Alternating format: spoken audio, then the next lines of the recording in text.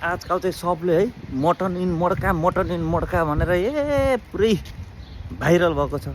म पनि mutton in मड्का होइन, आज मटन इन कसौडी बनाउँछु भनेर घरमा कसौडी छ, मड्का त छैन भनेर म मटन लिन हिँडेँ। अब पहिले मटन लिएर आउँछु अनि म देखाउँछु खै त। ल साथीहरू, म लागेँ अब मटन लिनलाई। हाम्रो नेपाली दोकानमा लाग्छु, चट्ट गरेर मटन लिएर आएर नि म देखाउँछु तपाईँहरूलाई कसरी बनाउने मटन इन कसौडी नेपाली स्टाइलमा भनेर। ल अब म आइपुगेँ। कहाँ आइपुगेँ भन्दाखेरि तपाईँहरू आफै पत्ता लगाउनुहोस् कहाँ आइपुगेँ भन्ने कुरो चाहिँ। ल म चाहिँ ढ्याक लाएर आएँ होइन।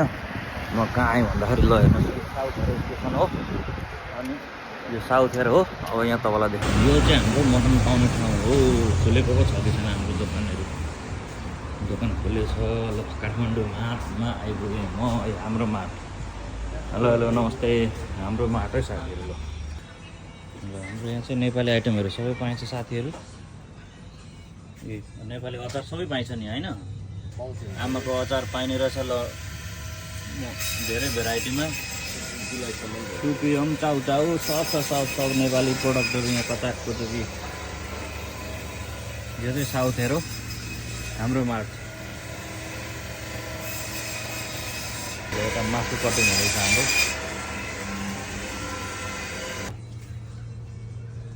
थकाली मुस्ताङ, कालो दाल, पुरन दाना, भुटेको मकै, एभ्रिथिङ नेपाली प्रोडक्टहरू चाहिँ पाइने रहेछ। ल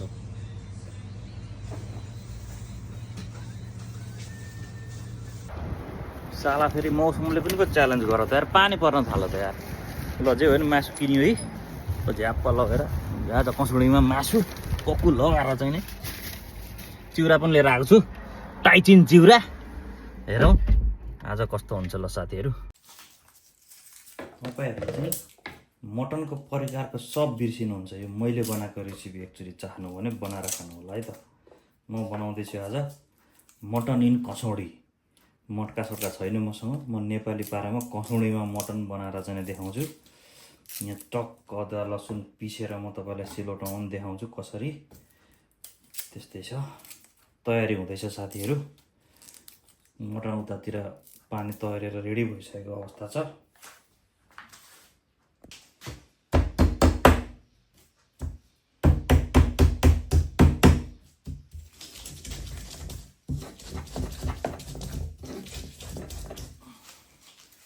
ल मैले चाहिँ मलाई चाहिने जति सब मैले रेडी बनाइसकेको छु। मसला के चाहिन्छ यो टक्क यो कसौडी मटनको लागि होइन।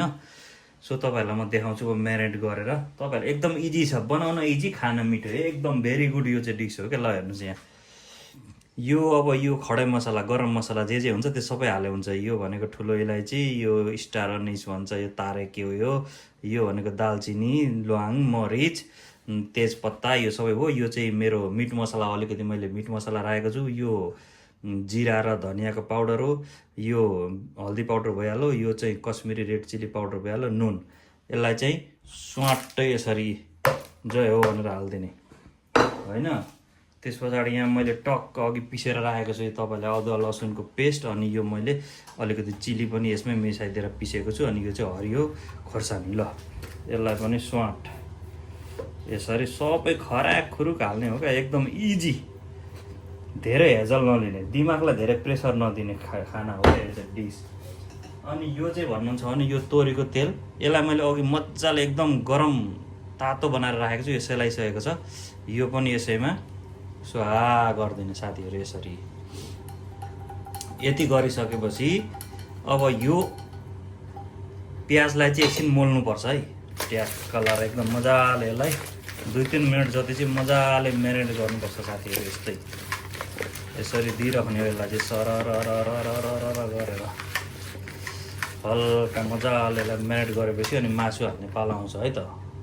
यो चाहिँ अब मस्त म्यारिनेट भइसकेको छ, यस्तो दामी बास्ना आइरहेको छ। अब मटनको पालो, ट्याक्क मटन चाहिँ मैले 1.5 केजी मटन हालेको छु यसमा। मटनलाई पनि मजाले यस्तो पाराले मसाज गरेर चाहिँ यसलाई एकदम म्यारिनेट गर्ने मजाले।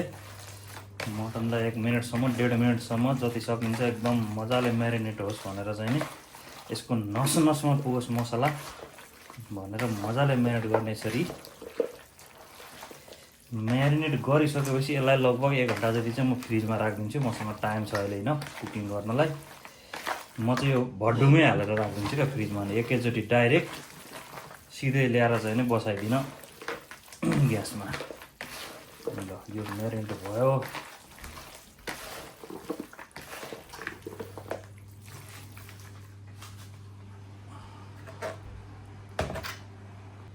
मासु पनि एकदम मजाले म्यारिनेट भइसकेको अवस्था छ। यसलाई चाहिँ म कसौडीमा राख्ने काम गर्छु। टक्क मिलाएर यसलाई कसौडीमा हालिदिउँ यसरी। यो मटका भन्छन्, मेरो चाहिँ यो कसौडी मटन है गाइजहरू। अब यो हेर्दैखेरि यस्तो मिठो भइसक्यो। अहिले यो पाकेपछि कस्तो मिठो होला, बास्ना त्यस्तै मिठो आएको छ। यसलाई टक्क लाएर फेरि खाने मान्छे नेपालमा छ मेरी बुढी चाहिँ।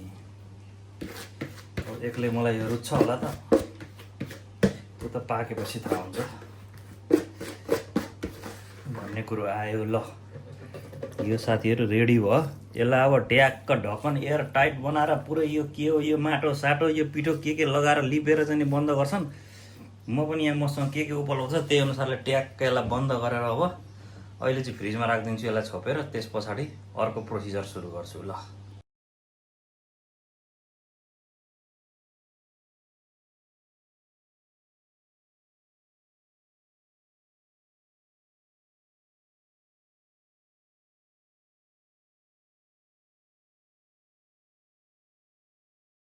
मैले चाहिँ यसलाई 2 घन्टा फ्रिजमा राखेँ।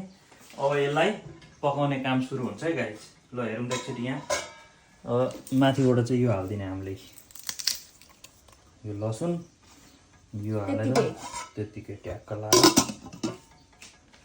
यसलाई चाहिँ मैले सिल प्याक गरेर माथि लोहोरो राखेर टक्क हो यसलाई मिनिमम पनि 1 घन्टा सानो आगोमा यस्तै सानो पारा छोडिदिन्छु 1 आवरको लागि है साथीहरू। ल यो चाहिँ हाम्रो लगभग 1.5 घन्टा जति पाएको होइन। आई थिङ्क अब रेडी भयो। यो खोल्ने बेला आइसकेको छ। आहा बास्ना त कडक भएर आएको छ यार। साह्रै मजाले पाएको छ। वाउ भएछ। यसको टेक्सचर पनि दामी आएको छ साथीहरू। ल हेर्नुहोस् है त्यहाँ कति चाहिँ मजाले पाकेको छ। ल यस्तो भएर पाकेको छ हेर्नु त। अनि यो मटका सटकाले भेट्छ त यसलाई अब मेरो कसौडीको मासुलाई। आमामामामा ल हेर्नुहोस् अब यसलाई टक्क प्लेटमा हालेर हल्का टेस्ट हालौँ त।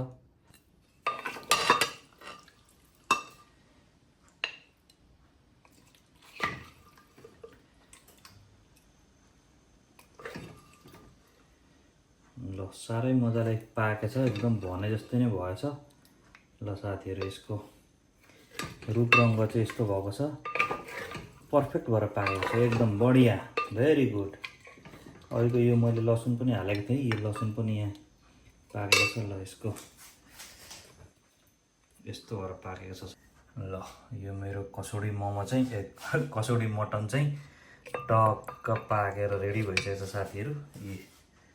यस्तो दामी तरिकाले पाकेको छ। ल हेर्नु त यहाँ।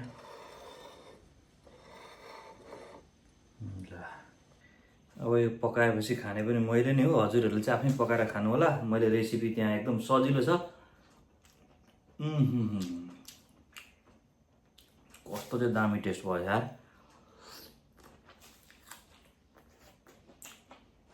ल तपाईँहरू पनि पकाएर खानु होला। मैले चाहिँ खाएँ। अब म पर्खिन सक्दिनँ त्यही हो कुरो।